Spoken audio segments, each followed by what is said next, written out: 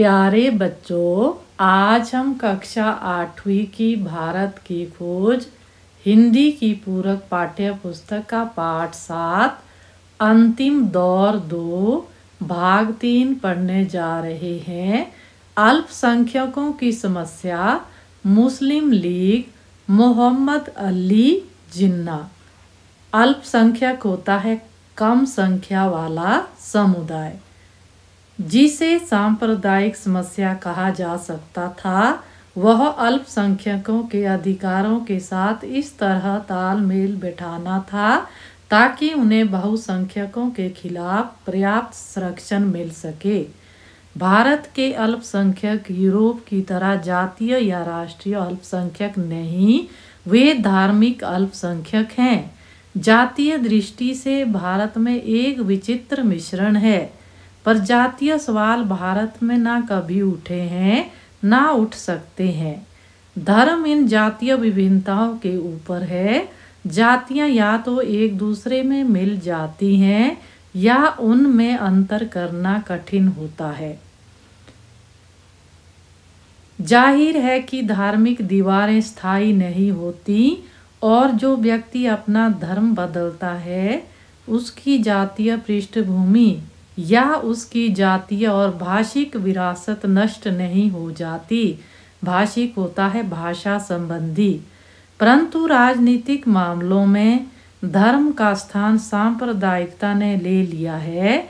यह एक संकीर्ण समुदाय होता है जो मानसिक रूप से अपना आधार किसी धार्मिक वर्ग को बनाता है, किंतु वास्तव में उसकी दिलचस्पी राजनीतिक शक्ति और अपने समुदाय को बढ़ावा देने में होती है। कांग्रेस सांप्रदायिक हल निकालने के लिए उत्सुक और चिंतित थी। उत्सुक होता है अत्यधिक इच्छुक, ताकि प्रगति के मार्ग की रुकावट को दूर किया जा सके।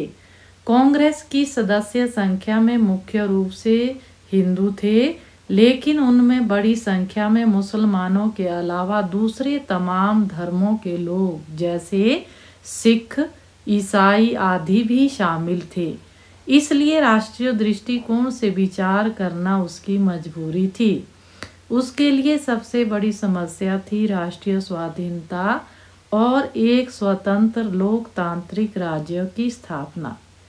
कांग्रेस निसंदेह एका चाहती थी। निसंदेह मतलब जिसमें कोई शक नहीं है, संदेह नहीं है। वह एकता चाहती थी और उसे मानकर चलती थी, पर उसे ऐसा कोई कारण दिखाई नहीं पड़ता था जिसकी वजह से भारत के सांस्कृतिक जीवन की संपन्नता और विविधता को सिर्फ एक सांचे में कस दिया जाए।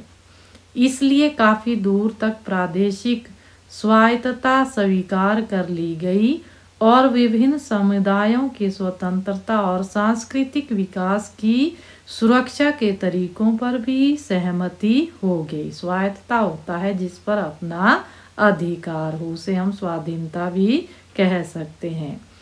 दो बुनियादी प्रश्नों पर कांग्रेस अडिग रही। अडिग मतलब स्थिर रही, राष्ट्रीय एकता और लोकतंत्र। आधी शताब्दी तक अपने विकास के समय वह इन पर बराबर बल देती रही।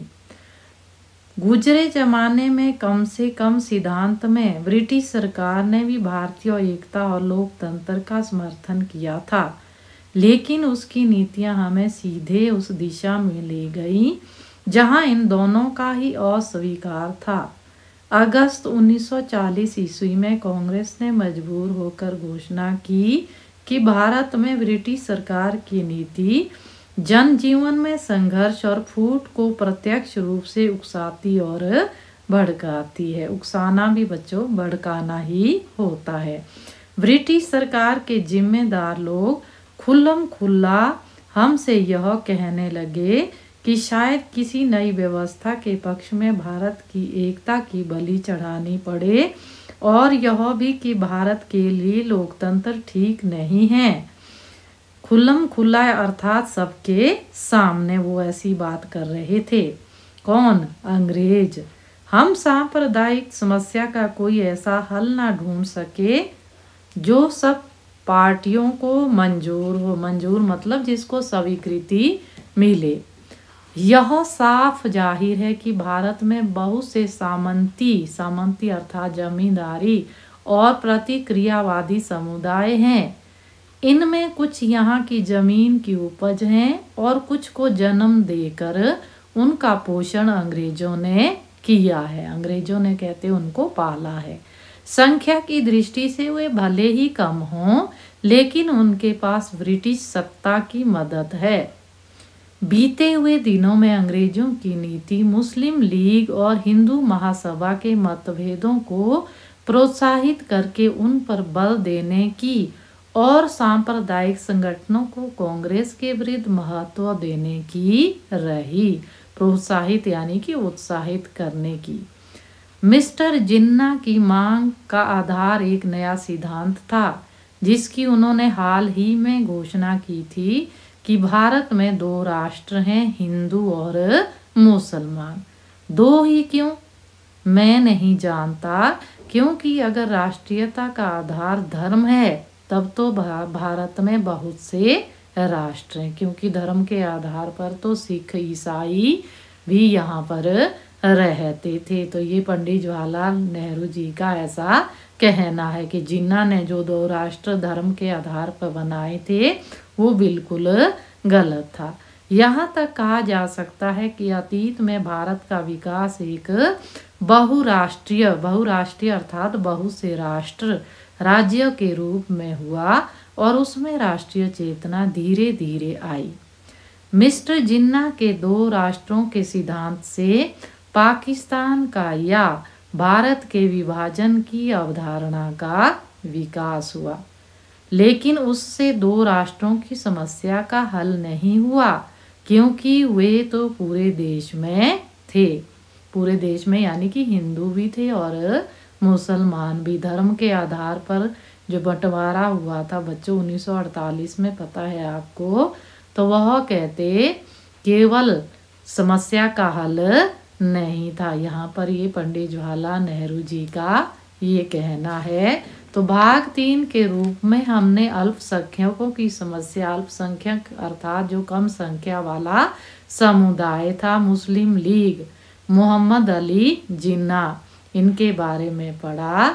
तो बच्चों ये भाग आपको समझ आया होगा। तो आज हमारा ये पाठ 7 समाप्त होता है। इसको हम 3 भाग के रूप में पढ़ चुके हैं। तो आज की वीडियो में बच्चों बस इतना ही।